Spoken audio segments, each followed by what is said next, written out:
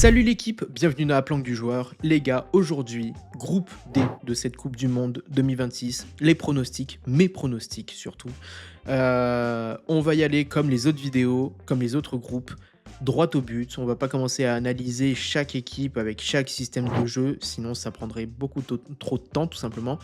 C'est plus un pronostic ressenti par rapport à chaque équipe, ce qu'elle représente, et tout simplement, voilà, la physionomie de ce que pourrait être la Coupe du Monde 2026. Alors on commence de suite, les gars, comme les précédents groupes. Premier match, États-Unis-Paraguay. Et d'ailleurs, si vous voulez parier sur ces matchs-là, vous pouvez aller sur Spinora. C'est une plateforme parfaite pour parier sur la Coupe du Monde 2026. Le lien est en description. Ils sont chez eux, ils se doivent de réussir cette ouverture. En plus, c'est face au Paraguay qui n'est pas non plus extraordinaire, mais les États-Unis ne le sont pas non plus. Je pense que l'effet galvanisant d'avoir une Coupe du Monde chez soi peut leur permettre de faire quelque chose.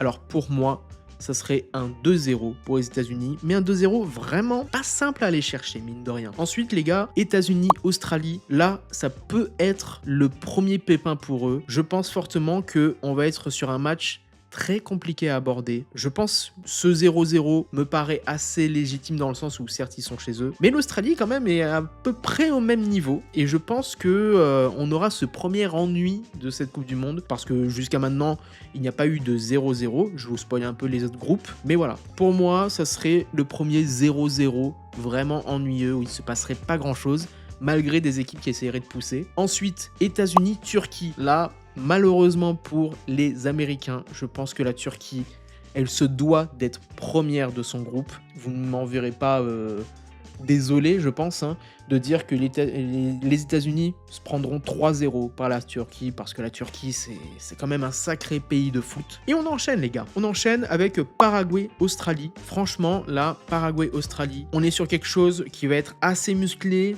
Mais je pense que, les gars, le Paraguay, ils ont quelque chose à faire. Ils se sont bien qualifiés dans leur confédération. Je pense qu'il y a quelque chose à faire. Et pour moi, mais vraiment pour moi, un petit 2-1 pour le Paraguay, ça peut le faire. Ensuite, Paraguay-Turquie. Là, pareil, ça va être aussi une claque, forcément pour eux. Et je pense que la Turquie, pareil, va s'amuser et va mettre un 2-0 au Paraguay, sans trop de soucis. Les Turcs, je les vois quand même assez solides.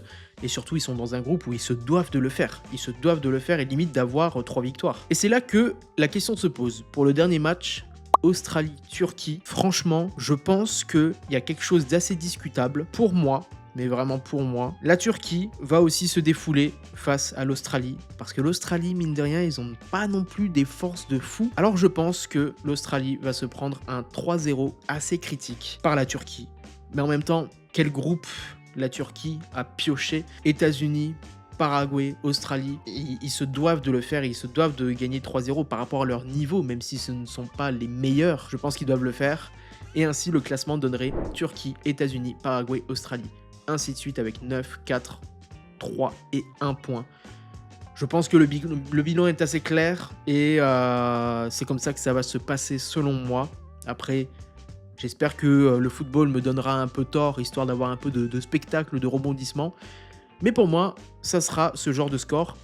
Et les gars, dans la prochaine vidéo, tout simplement, nous allons aborder le groupe E, parce que le groupe E, il y a des choses à dire aussi. Mais ça, c'est dans la prochaine vidéo qui arrive sous peu, alors restez à l'affût. Bref, c'est la fin de cette vidéo. Pensez à vous abonner à la chaîne si ce n'est pas encore fait. Explosez le bouton pouce bleu si cette vidéo vous a plu et n'hésitez pas à partager votre impression en commentaire, ça m'intéresse. Les portes de la planque restent ouvertes à tous les joueurs responsables. À très vite pour une nouvelle vidéo et n'oubliez pas, jouez pour vous amuser, jamais pour vous sauver.